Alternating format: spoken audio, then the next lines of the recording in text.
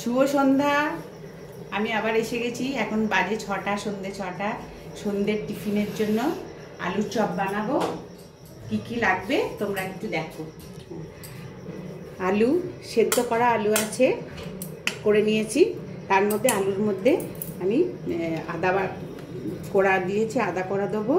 আর মশলা একটা হচ্ছে শুকনো মশলা, যেটা আলু মানে জিরে আর শুকনো লঙ্কা মানে খাড়িয়েতে শুকনো কড়াইতে দিয়ে গুঁড়ো করে নিয়েছি। এর মধ্যে দেবো লঙ্কা গুঁড়ো, নুন আর একটু ধনে পাতাটা লাগবে না, ওর মধ্যে দেবো না, এটা আমি পেস্ট করবো এবার। আর চপের যে এটার জন্য এটা বানিয়েছি গলা, এটার মধ্যে খাবার সোডা দিয়েছি। আমি এবার এটা বানাবো দিচ্ছি। তারপরে আমি ভাজা মশলাটা অ্যাড করলাম। এরপরে আমি নুন দেব প্রয়োজন মতো, আর দেব একটু লঙ্কার গুঁড়ো। নিরামিষের চপ তো, যদি পেঁয়াজ টিয়াজ কেউ খেতে চাও তা পেঁয়াজ দিলেও ভালো হবে। যেহেতু নিরামিষ, আজকে শনিবার, আমি এবার এটা পেস্ট করব। হ্যাঁ, এটাকে ভালো করে মেখে নিলাম আলুর সেদ্ধটা। এর মধ্যে অ্যাড করব, সেটা হচ্ছে কুসুমের দানা।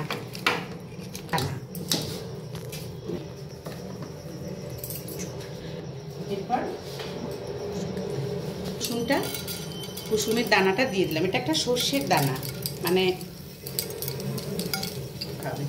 খেতে লাগে। ভেজে নেব, একটু লাল লাল করে ভেজে নেব। নিলাম। এরপর আমি এই কুসুমের দানাটা এর মধ্যে অ্যাড করে দেবো, আলু সেদ্ধর মধ্যে। আগের তো সব দিয়ে দিলাম, আদা বাটা, তারপর লঙ্কা, শুকনো লঙ্কা, জিরে পেস্ট মানে করা গুঁড়ো করা ভাজা মশলা, আর লঙ্কা গুঁড়ো, নুন আর কুসুম ভাজা। এটাকে আর একটু ভালো করে করে নিই। এবার এই আলুর পুরটাকে চপের আকারে করে নিয়েছি। এটা বেসনের সঙ্গে ডুবিয়ে আমি চপটা ছাড়বো। দেখো, তোমাদের নিশ্চয়ই ভালো লাগবে, তোমরা তো নিশ্চয়ই খুবই ভালো ভালো বানাও। আমি তো একটা সাধারণভাবে করছি। আমি এবার চপটা এই আলুর এটা পুরটা দিয়ে বেসনের মধ্যে, বাটারটার মধ্যে দিয়ে এবার আমি করছি, ছাড়ছি।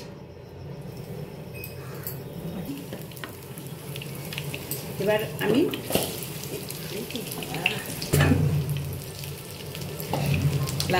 এবার ভেজে নিচ্ছি। এবার আমি লাল লাল করে ভাজতে থাকছি। লাল লাল প্রায় হয়ে গেছে। একটু বড় বড়ই করে দিলাম, কারণ বড়টাই সবাই বাচ্চারা খেতে ভালোবাসে। বড় ছাড়া দুটো নেবো, তিনটে নেবো। তোমাদের কেমন লাগে দেখো, সে খুবই ভালো ভালো বানাও। হ্যাঁ, তোমাদের কেমন লাগে দেখো। তোমরা যেভাবে বানাও সেটাও আমাকে জানিও, কীভাবে বানাও। এটা তার আমরা নতুন করে শিখতে পারবো। এটা তো নিশ্চয়ই ভালো লাগবে, টেস্টি করে জানিও।